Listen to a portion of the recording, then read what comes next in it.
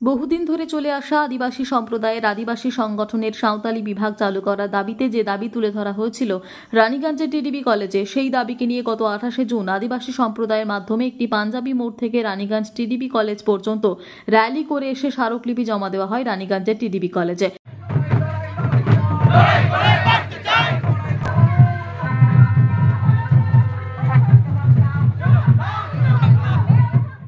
সেক্ষেত্রেও সেই আদিবাসী সম্প্রদায়ের দাবি মেনে নেওয়া হয়নি কলেজ কর্তৃপক্ষের পক্ষ থেকে, এমনটাই জানিয়ে দিলেন আদিবাসী সম্প্রদায়ের রাজ্য সম্পাদক। সেই ক্ষেত্রে কিছুদিন পেরিয়ে গেলে অনশনে বসার সিদ্ধান্ত নিয়েছিল সেই আদিবাসী সম্প্রদায়। তবে অনশনের 8ম দিন হওয়ার পরেও সেই দাবি মেনে নেয়নি কলেজ কর্তৃপক্ষ।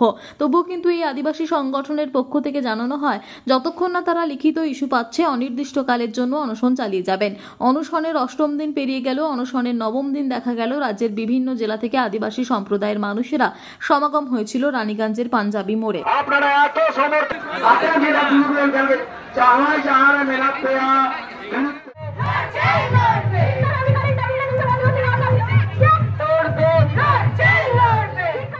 এমনকি ভারতের প্রতিবেশী দেশ বাংলাদেশ থেকেও মানুষ উপস্থিত হয়েছিল।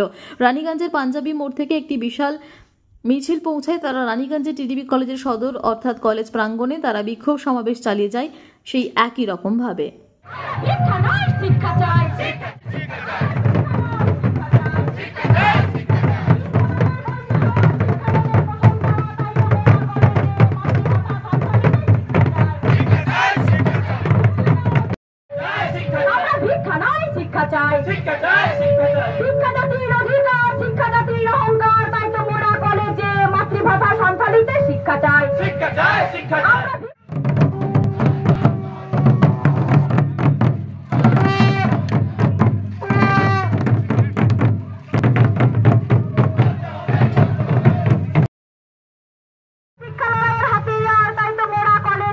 মাতৃভাষা সন্তালিতে শিক্ষা চাই, শিক্ষা চাই, শিক্ষা চাই। আমরা ভিক্ষা নয় শিক্ষা চাই, আমরা ভিক্ষা নয় শিক্ষা চাই।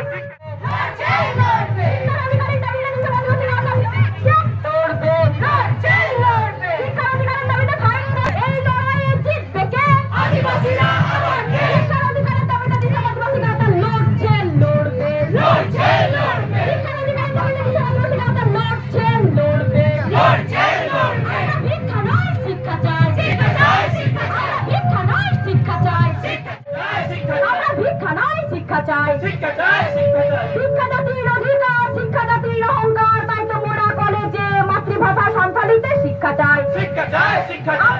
শিক্ষালয়ের হাতিয়ার, তাই তো মোরা কলেজে মাতৃভাষা সন্তালিতে শিক্ষা চাই, শিক্ষা চাই, শিক্ষা চাই। আমরা ভিক্ষা নয় শিক্ষা চাই, শিক্ষা চাই, শিক্ষা চাই। আমরা ভিক্ষা নয় শিক্ষা চাই।